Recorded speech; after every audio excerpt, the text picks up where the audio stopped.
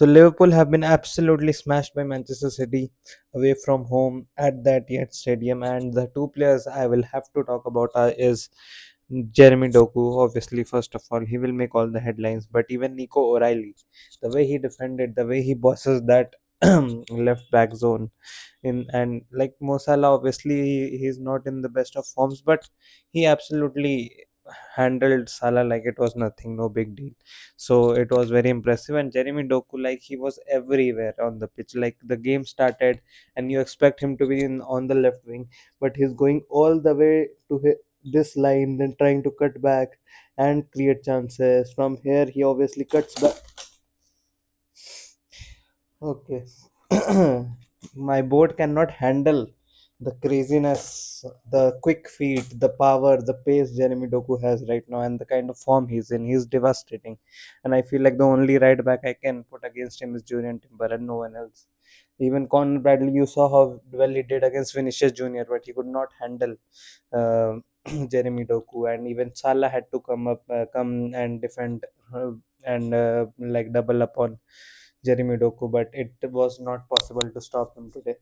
And like he can cut in, he can go and like he can enter from these zones in this way, he can enter from this way, he can enter from these zones, like everywhere on the pitch, on in the opposition half. If you give the ball to Jeremy Doku, defenders were frightened, and Liverpool was actually frightened to live up with Jeremy Doku's pace, power, and trickery what he showed. So absolutely paused that game.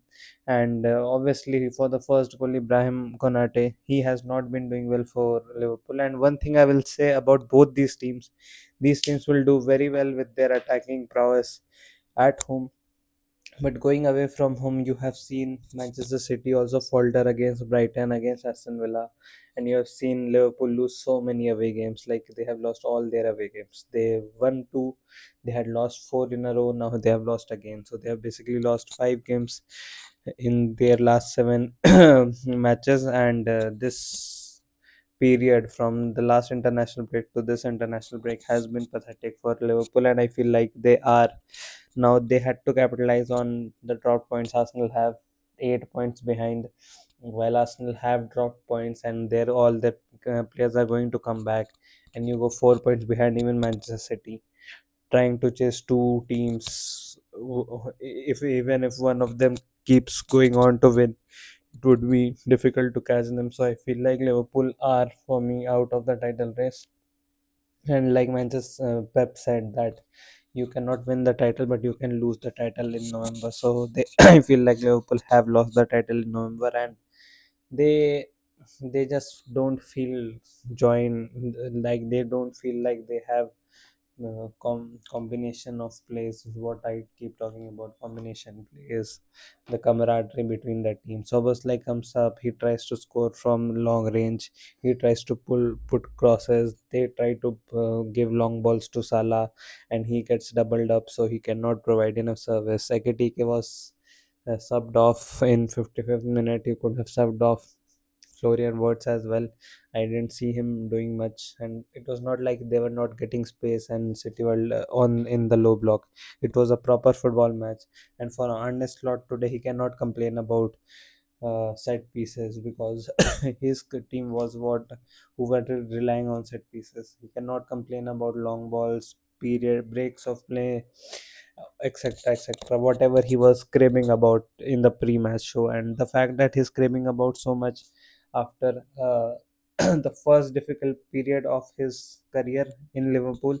And even if you see in the Dutch league, he was, I forgot which team he was in. So even for them, he did not have too many bad periods of like games. He was doing pretty well, and he was seeing a lot of success. Now you see him struggling, and he has no idea how to deal with it. And that is the issue with Ernest Lord, that he's not dealing with his bad moments well. And if you cannot deal with your bad moments well, you will keep sinking lower and lower and lower. Pep Guardiola has now adapted. He has humbled down a bit, and his team is not as talented as it used to be. He does not have Kevin De Bruyne as David Silva's. He still has Bernardo Silva, but he does not have the same level of Bernardo Silva that he used to have. and he used to have Aguero, etc. Now he has obviously Haaland and he has Jeremy Doku, but even if you see Foden, he's not the same caliber as what Sane used to be, Sterling, Sane, Aguero. These players used to be, but he's adapting now.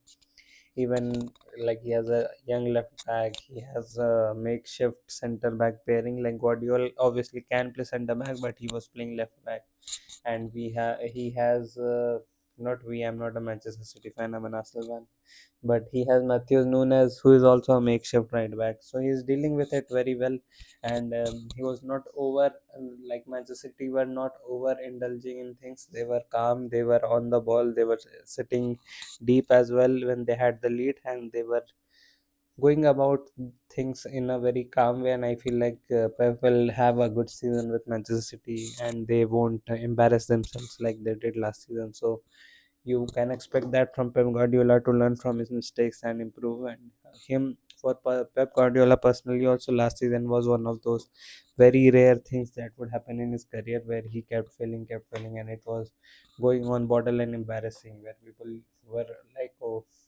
can he get sacked, etc."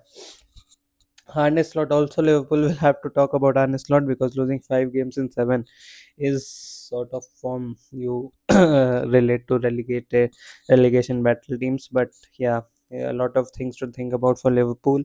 And as far as it comes to the league race, title race, obviously Arsenal drop points and City have gained 2 points on them, but they're still 4 points behind. So they still need Arsenal to draw one and lose one to uh, reach like close in on them or go above them in the league table. And they go to Newcastle away and Crystal Palace away after the international break. Arsenal has Tottenham and Chelsea and Aston Villa away, so both teams have difficult fixtures, and it could be very defining after the international break whether Arsenal crumbles or City crumbles.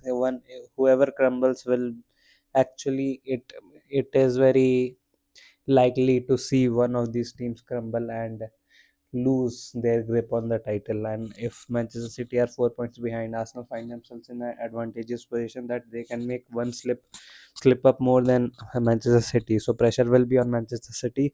I feel like they will win a lot of home games, but are going away from home to the physical sides like Crystal Palace, to get away from home to Newcastle, who have not been doing well actually this season, but they have a good striker and they have players who know what it is to play for their badge, and they are passionate. And the Newcastle away crowd, like their home crowd, is up for these sort of games, these sort of nights.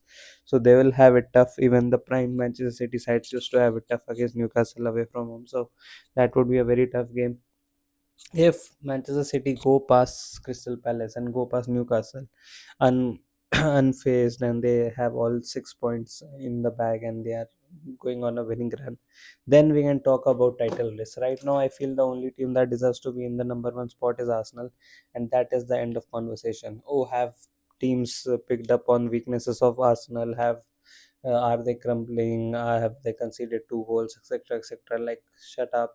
Even Bayern Munich drew.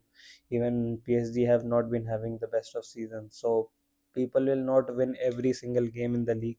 If they could have won, someone would have had 128 points or whatever. 38 games you play, so you can have 114 points. No, 124 points. No, no, 114 points only. 114 points. Bad at maths. I am not bad at maths, but I don't know. 114, I was right this first time only. But I feel like I'm not too concerned about any of these teams right now, just now.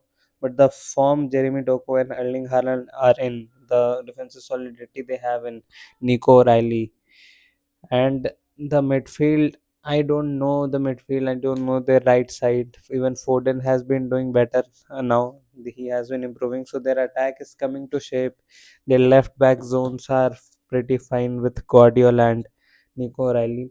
That right side, I still feel like there is a weakness, and we saw them at the Emirates Stadium. Like they were sitting back, they could not compete. So we already know that Arsenal are a better team than them. We have that example, that reference we can take from the match. And when Arsenal are in full flow with their full team back, and healthy, I feel like Arsenal are the best team in the league and they will not have too many problems going ahead. I feel Manchester City will slip up against Newcastle or Crystal Palace, if not both, and that would give Arsenal enough room to be have a comfortable run up in the season. And you can expect Arsenal to beat Tottenham, and even if we draw against Chelsea, City will also have to play Chelsea away from home, so they will also struggle against them. Even Liverpool have relatively good fixtures now. They will expect to go on a good run after the international break and maybe mount a challenge if Arsenal slips us against Chelsea, because Liverpool have actually played at that Etihad, they have played at Stamford Bridge, they have played at St James's Park, they have not played at Aston Villa just yet, but they have played at even Selhurst Park against Crystal Palace away. So their difficult fixtures are behind them, but there are no easy fixtures in the Premier League. So they'll have to buckle up. They'll have to be ready for the physical battle come the next games. And even you see Robertson had to be substituted in the 55th minute. So it is a aging squad as well. You don't have any replacements for Salah. Isaac has been known to have the groin injury, and he still has that groin injury, and you cannot trust him to be fit throughout the season. And you have spent so much money on them. Florian Wirtz is not adapting the league. He is not the player you thought he was for 130, 140 million. Gakpo is not having a good season. He's missing chances. He's trying his best, but he's not able to convert anything.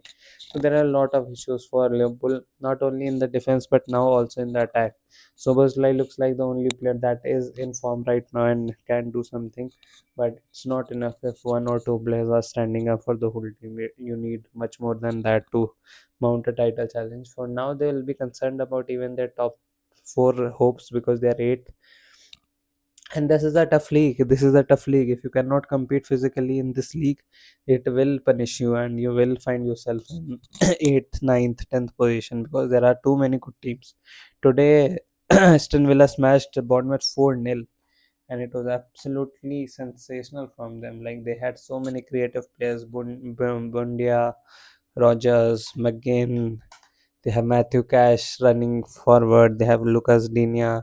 They have Ollie Watkins, who is an experienced player and he is doing fine. He could have scored a lot of goals today, but could not.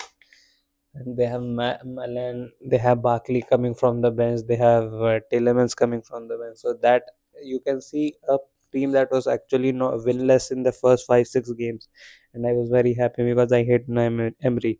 They have so much depth and quality in their squad. Newcastle are actually 14th, 15th in the league right now. That shows you the quality of this league. And the fact that they have only lost Isaac, it's not like they have lost everybody. But somehow they are not able to compete. And if you see, Premier League teams are doing very well in Europe as well. They are not having too many issues. Chelsea are doing pretty well, even though they drew to Karabakh, but they are doing fine. Tottenham are also decent only, and Newcastle have been doing well. Arsenal are second position. Liverpool have been doing well. Manchester City have been doing well. So Premier League strength and everything. It will only the rivals of Arsenal and those fans that are salty will tell you that this league does not have quality anymore, etc., etc. This league has a lot of quality. It is the best league in the world, and football is also exciting. You can be beaten in your own game. Like if you thought Arsenal are a very physical team and nobody can bully them, so Sunderland taught them that okay, we can compete with you physically and you're at our home, so respect us. And that acrobatic finish, like there is physicality, but there is also a lot of quality. The kind of goals you saw in the Arsenal versus Southampton game, not Southampton, Sunderland game, even their jerseys are similar, so I'm quite confused. But I feel like, yeah, it is an entertaining league, and we saw a lot of good fixtures in this game week. Crystal Palace versus Brighton was a draw, so these two are also pretty good team. These are teams that have beaten Liverpool and Manchester City. They are competing against each other, and I feel like even Nottingham Forest, even if you see West Ham are coming into form. Nuno Espirito Santos, Nuno. I will just say Nuno. I have forgotten if he was Santos. He's obviously not Jadon Sancho, but yeah, I think Nuno Espirito Santos is doing pretty well there also. These players are these teams are changing their managers, and if you see, even Wolves are at the bottom of the table. I don't think they're as bad as the points tally look. They are better than that, and even they are changing their managers, and the level of patience around managers is also pretty low in this league. Like, you can do anything for a team and you will get sacked if you don't have a good results, and the league is so punishing that even if you are 1% lower, like Ariola in Bournemouth, like he was flying, and now he's like he cannot buy a win from anywhere. So you see, that is the standard of this league, and you cannot even drop 1%, and that is what the Arteta keeps saying. So for Liverpool and Manchester City to keep up with that, I don't know if they have the depth, if they have the defense, they have the midfield, they have the solidness that Arsenal has to go on in this quality of league and keep winning games, keep churning out results. So that is why I'm pretty confident that Arsenal are going to win the league. So yeah, that was a pretty entertaining Premier League game week. I will see you in the international break talking about football in a more calm way. Let's relax a bit, watch some irrelevant football, watch some other sports, have a break, and after that, Christmas period will come, December will come, it's winter, winter has come, and now the real football will start from here on. So pretty excited for that also, but before that, relax, take a break, chill out, and I'll see you whenever I want to.